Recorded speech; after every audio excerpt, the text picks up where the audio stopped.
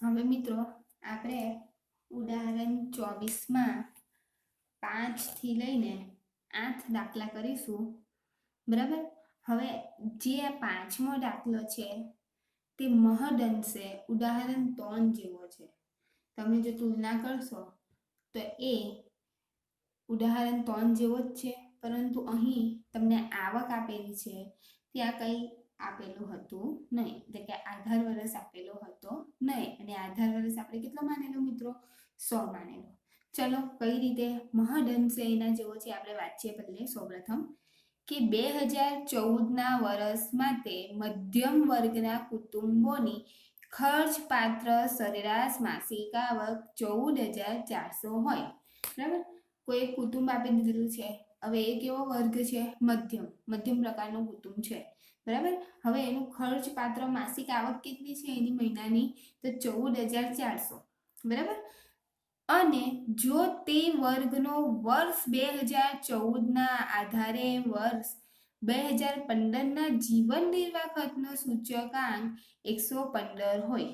જો એ એકબીજાની તુલના કરી છે. શું તુલના કરી છે? કે 2014ના આધારે 2015નો જીવન નિર્વાહ ખર્ચનો સૂચકાંક 115 હોય તો 2015ના વર્ષ માટે કુટુંબના ખર્ચપાત્ર સરેરાશ માસિક આવકનું આ ગણન કરો. ટૂંકમાં 2015માં કુટુંબની માસિક આવક કેટલી છે ખર્ચપાત્ર, તે આપણે શોધવાની છે. ચાલો મિત્રો હવે આપણે દાખલા દ્વારા સમજીએ. અહીં આપણે લખી દઈએ કે વર્ષ 2014 અને વર્ષ 2015, બરાબર. આપણને ખ્યાલ જ છે કે 2015ને આપણે કયું વર્ષ માનવાનું? ચાલુ વર્ષ. અને 2014ને આપણે કયું વર્ષ માનવાનું? આધાર વર્ષ. હવે આ થયા પછી હવે આપણે હેડલાઇન લખીએ કે 2014ના વર્ષ માટે મધ્યમ વર્ગના કુટુંબની ખર્ચપાત્ર માસિક આવક 14,400. ફરીથી મિત્રો ધ્યાન આપો, આપણને શેની માસિક આવક આપી છે? 2014ની, બરાબર. આપણે શોધવાની કયા વર્ષની છે? સેમ આ જ શોધવાનું છે, 2015. 2015 એટલે કયું વર્ષ? ચાલુ વર્ષ, બરાબર.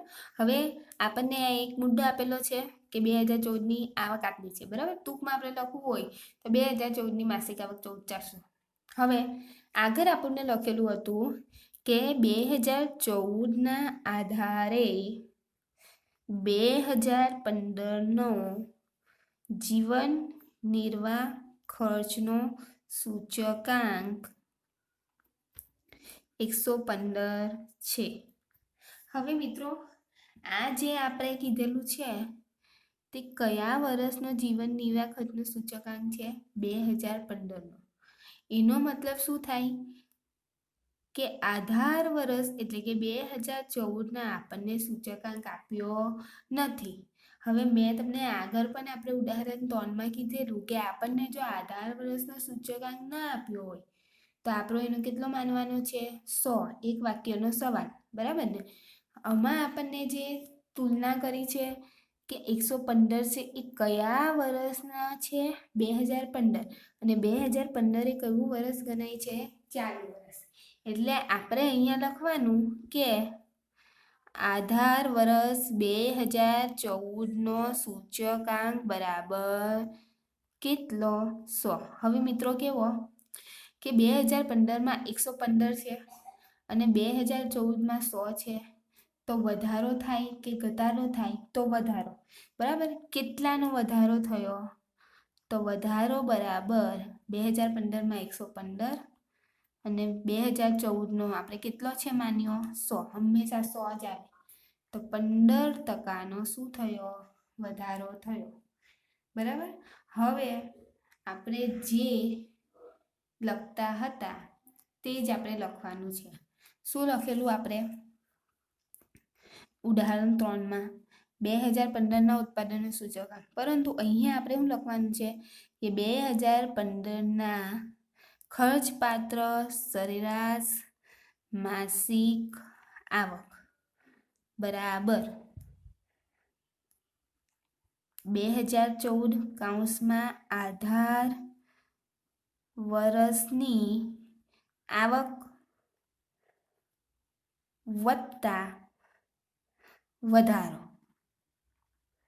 બરાબર. હવે આપણે જોઈએ, આપણે અહીંયા 2014ના આધાર વર્ષનો સૂચકાંક લખેલો 100, પરંતુ આપણને અહીંયા આવક આપેલી છે. કેટલી આવક આપેલી છે મિત્રો? જુઓ 14,400, તો આપણે 14,400 લખવાની. પછી મિત્રો વધારો કરવાનો, આપણે શું કરેલું? 3 ગણો આપેલો એટલે ગુણ્યા 3 કરી દીધેલું, બરાબર ને? સેમ અહીંયા એવું જ કરવાનું છે. 14,400 બરાબર ગુણ્યા કેટલા ટકાનો વધારો થયો? 15%. ફરીથી અલગ કઈ રીતે છે? તો આમાં આવક આપેલી છે અને પેલામાં શું આપેલું હતું? સૂચકાંક આપેલો હતો, બરાબર. અહીંયા આપણે શું કર્યું છે? ખાલી આવકમાં જ ગણના કરી છે. આધાર વર્ષની આવક 14,400 હતી. વધારો હંમેશા વધારો આધાર વર્ષમાં જ છે. શા માટે અહીંયા 14,400 લખ્યા? તો અહીંયા તમે વાક્ય રચના વાંચી શકો કે 2014ના આધારે 15નો 115 છે, એટલે એના આધારે 15%નો શું થયેલો છે? વધારો. તો ચાલો મિત્રો આપણે કરીએ. 14,400 વત્તા 14,400 ગુણ્યા 15% કરીએ તો 2160 આવે, એટલે બંનેને પ્લસ કરીએ તો 16,560. આ કયા વર્ષની કહેવાય? 2015ના સરેરાશ માસિક આવક કહેવાય, બરાબર મિત્રો. યાદ રાખજો, ઉદાહરણ 3 અને ઉદાહરણ 5 એકબીજાથી સમાનતા છે. આમાં આવક પૂછેલું છે, જ્યારે એમાં સૂચકાંક પૂછ્યો હતો. હવે મિત્રો આપણે ઉદાહરણ 6 જોઈએ કે ચાલુ વર્ષનો જીવન નિર્વાહ ખર્ચનો સૂચકાંક આધાર વર્ષના સૂચકાંકથી 100થી વધીને 180 થયો હોય. હવે આપણે જોઈએ તો આધાર વર્ષનો કેટલો છે? 100. એ વધીને કેટલો થયો? 180. બોલો વધારો થાય કે ઘટાડો થાય? વધારો. કેવી રીતે? તો 180 - 100 કરીએ તો કેટલા ટકાનો વધારો થયો? 80% વધારો, બરાબર. કામદારની આવક 6,000થી વધીને 9,000 થઈ હોય તો કામદારની ખરીદ શક્તિ વધી છે કે ઘટી છે તે આપણે જોઈએ, બરાબર. ચાલો હવે આપણે દાખલો ગણીએ. ફરીથી સમજો, 100થી વધીને સૂચકાંક 180 થાય છે અને કામદારની આવક 6થી વધીને કેટલી હજાર થાય છે? 9,000 થાય છે. ઉદાહરણ 24 છઠ્ઠો દાખલો, બરાબર. બધા કરતા પહેલા સૂચકાંક 100થી વધીને 180 થયો, એ વધેલો લખેલું જ છે, બરાબર. એટલે આપણે વધારે મગજ દોડાવવાની જરૂર નથી. માટે વધારો બરાબર 180 - 100 એટલે 80%નો આંકડો શું થયો? વધારો. હવે સેમ જે આપણે 5મા ઉદાહરણનું જે લખેલું તે જ આપણે લખવાનું છે કે સરેરાશ આવક બરાબર આધાર વર્ષની આવક વત્તા વધારો. આ સેમ 5મા ઉદાહરણની આપણે સૂત્રનો ઉપયોગ કર્યો છે. હવે આધાર વર્ષની આવક શું કીધેલું તમને? કે 6,000થી વધીને 9,000 થઈ. તો 9,000ની આવક એ ચાલુ વર્ષની આવક છે, જ્યારે 6,000ની આવક એ કઈ આવક છે? આધાર વર્ષની. ફરીથી સમજો, 6,000થી વધીને 9,000 થાય, એટલા માટે 9,000ની આવક એ ચાલુની છે અને 6,000ની આવક એ કઈ છે? આધાર વર્ષની છે. એટલે 6,000 વત્તા, હવે આ વધારામાં હંમેશા શું કરતા? આની આ જ કિંમત આપણે લખીને ગુણ્યા કેટલા ટકાનો વધારો થયો છે? 80%. સેમ તમે જોઈ શકો કે ઉદાહરણ 5માં પણ આપણે આની આ જ કિંમત અહીંયા લખીને 15% વધારો થયો હતો એ રીતે આપણે આન્સર લાવેલા હતા. અને ઉદાહરણ 6માં પણ સેમ જે આ કિંમત હતી એટલે કે આધાર વર્ષની કિંમત હતી તે આપણે લખી છે. બરાબર. હવે 6000 વત્તા 6080% આપણે કરીએ તો કેટલા આવે? 4800 એટલે 10,800 આવે. બરાબર. હવે મિત્રો ચાલુ વર્ષની આવક કેટલી થવી જોઈએ? ચાલુ વર્ષની આવક 10,800 થવી જોઈએ. પરંતુ એ લોકોને તો કેટલી આપવામાં આવે છે? 6000 થી વધીને આપણે ક્વેશ્ચન જોઈએ, વાક્ય રચના જોઈએ કે 9000 થઈ. 9000 આપવામાં આવે છે. ચાલો હવે કોઈની આવક 10,800 થવી જોઈએ એની જગ્યાએ 9000 આપે તો બોલો આવકમાં ઘટાડો થયો કે વધારો થયો? તો શું થાય? ઘટાડો. કઈ રીતે? તો 10,800 આપવી જોઈએ એની જગ્યાએ 9000 આપે એટલે 1800 રૂપિયાનો ઘટાડો થયો કહેવાય. ફરીથી મિત્રો આ સવાલ આપણે સમજી લઈએ. 100 થી વધીને 180 થયેલો એટલે 180 - 100 કર્યો તો 80% થયો. આ સૂત્ર હંમેશા યાદ રાખવાનું કમ્પલસરી. 10,800 આવ્યા. બરાબર. પરંતુ ચાલુ વર્ષની આવક કેટલી હતી? 9000. ખરેખર તો એ લોકોને 10,800 આપવા જોઈએ. એનો મતલબ એની આવકમાં ઘટાડો છે. કેટલો ઘટાડો કહેવાય? 1800 ઘટાડો કહેવાય. હવે મિત્રો આપણે ઉદાહરણ 7 કરીએ. એકદમ નવો દાખલો છે. કંઈ અલગ જ પૂછ્યું છે. ફુગાવાનો દર અંગેની માહિતી માંગી છે. બરાબર. જોઈએ. વર્ષ 2015 અને વર્ષ 2016ના જથ્થાબંધ ભાવના સૂચકાંક અનુક્રમે 150.2 અને 165.7 મળ્યા છે. આ બંને વર્ષના સૂચકાંકનો ઉપયોગ કરીને ફુગાવાનો દર શોધો. ફરીથી મિત્રો જોઈએ. 2015 અને 2016ના સૂચકાંક આપેલા છે. બરાબર. 150.2 અને 165.7. બોલો ચાલુ વર્ષ કયું કહેવાય? 2016 કહેવાય.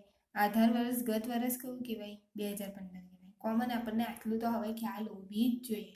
હવે ફુગાવાનો દર પૂછ્યો છે તો યાદ રાખજો ફુગાવાના દરના શોધવાનું આપણે સૂત્ર છે. આપણે હવે આ દાખલો ગણીએ. યાદ રાખજો ફુગાવાનો દર બરાબર કૌંસમાં ચાલુ વર્ષનો જથ્થાબંધ ભાવનો સૂચકાંક. ફરીથી આટલું યાદ નહીં રાખવું હોય તો ચાલુ વર્ષનું સૂચકાંક. બરાબર. આટલું યાદ રાખવાનું. ફરીથી ચાલુ વર્ષના જથ્થાબંધ ભાવનો સૂચકાંક. ન યાદ રાખવું હોય તો શું લખવાનું? ચાલુ વર્ષનું સૂચકાંક માઇનસ અગાઉના વર્ષનો જથ્થાબંધ ભાવનો સૂચકાંક.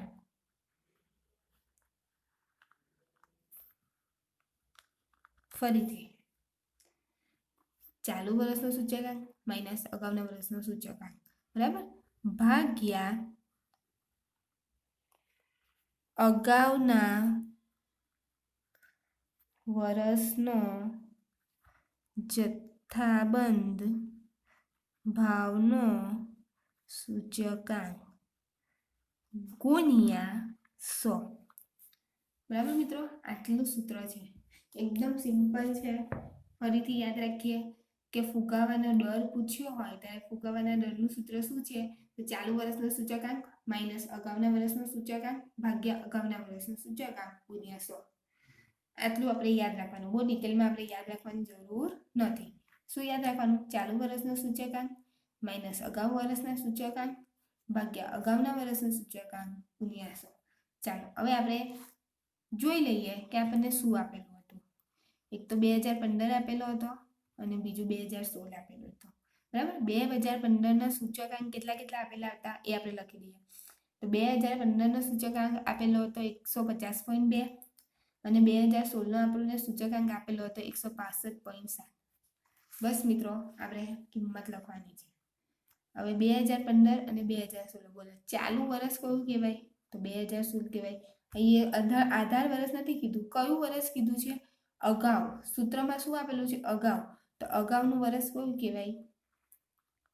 2015 જ કહેવાય. બરાબર, આટલું કોમન સેન્સ હવે આપણામાં હોવું જોઈએ. જે આટલા બધા દાખલા ગણ્યા પછી ચાલુ અને અગાઉ અથવા આધાર વર્ષ આપણે ન સમજી શકીએ તો આપણને દાખલો આવડ્યો જ નથી, આપણે એમ કહી શકીએ. બરાબર, હવે ફક્ત આમાં કિંમત જ મૂકવાની છે. ચાલુ વર્ષની કેટલી છે? તો જોઈએ 165.7 માઇનસ અગાઉના વર્ષની કેટલી છે? તો જોઈએ 150.2 ભાગ્યા 150.2 ગુણ્યા શું કરી દેવાના? 100. ચાલો હવે આપણે કરીએ તો આપણો ફાઇનલ આન્સર 10.32% આવે. ફુગાવાનો દર કેટલો આવ્યો? 10.32%. બરાબર, એટલે ફક્ત આમાં મોસ્ટ ઇમ્પોર્ટન્ટ શું હતું? સૂત્ર. સૂત્ર યાદ હોય તો આપણને ફુગાવાનો દર આવે. ચાલો મિત્રો, હવે લાસ્ટ ઉદાહરણ જોઈએ આપણે. 8મો સવાલ. જો 3 વસ્તુના ભાવ સાપેક્ષ આંકમાં વધારો, શું કીધું છે? વધારો. મેં તમને આગળ પણ કીધેલું, વધારો હોય તો શું કરવાના? પ્લસ કરી દેવાના. બરાબર, 250%, 265% અને 300% છે. ટકા આપેલા હોય, પર્સન્ટેજ આપેલા હોય તો આપણે કોની સાથે પ્લસ કરવાના?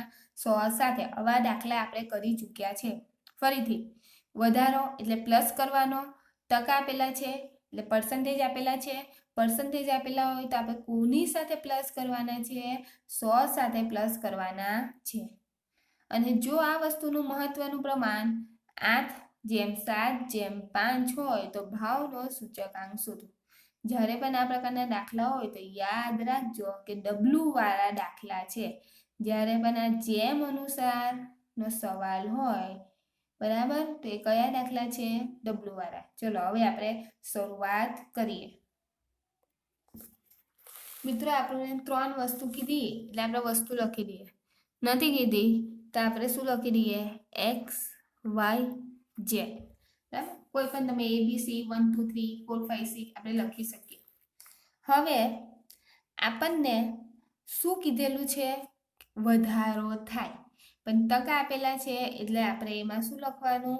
કે 100 માંથી ઉમેરો કરવાનો. બરાબર ને? તો અહીંયા આપણે લખીએ સૂચક આંક બરાબર ટકા આપેલા છે. આગળ આવા દાખલા કરી ગયા છે એટલે 100 વધારો છે એટલે શું કરવાનું? પ્લસ. આટલું તો હવે આપણને યાદ રહેવું જ જોઈએ. કેટલાનો વધારો છે? તો પહેલામાં 250%નો વધારો છે, બીજામાં 265%નો વધારો છે અને ત્રીજામાં 300%નો વધારો છે. બરાબર, હવે આ સૂચકાંક પરથી આપણને આઈ મળી જશે. 250 + 100 કેટલા? 350, પછી 365 અને લાસ્ટમાં કેટલા? 400. આટલું આપણને યાદ હોવું જોઈએ. ફરીથી, વધારો એટલે પ્લસ, ટકા આપેલા એટલે કોની સાથે પ્લસ કરવાના? 100ની સાથે પ્લસ કરી દેવાના. બરાબર, હવે ડબલ્યુ આપણને આપી દીધેલો છે. મેં તમને શું કીધું? જ્યારે પણ જેમ દાખલો આપેલો હોય ત્યારે એ IW વાળો દાખલો છે એ માનીને ચાલવાનું. એટલે કેટલા હતા? 8:7:5. આવું આપેલું હોય ત્યારે આપણે લાઈનમાં લખી દેવાનું. ચાલો હવે સૂચકાંક શોધવાનું સૂત્ર શું છે? આપણને કીધેલું છે કે સામાન્ય સૂચકાંક શોધો. તો સામાન્ય સૂચકાંકનું સૂત્ર શું છે? IW/W. આ પરથી પણ આપણને સૂત્ર ખ્યાલ આવી જાય. IW એટલે આ બંનેનો આપણે શું કરવાનું રહેશે? ગુણાકાર. 350 ગુણ્યા 8 2800, 365 ગુણ્યા 7 2555, 400 ગુણ્યા 5 2000. એટલે સરવાળો આપણો આવે 7355. ડબલ્યુનો સરવાળો કરીએ તો કેટલો આવશે? 20. ચાલો પછી તો આપણને કિંમત મૂકતા આવડે જ છે મિત્રો. 7355 ભાગ્યા 20 એટલે આન્સર આવે 367.75.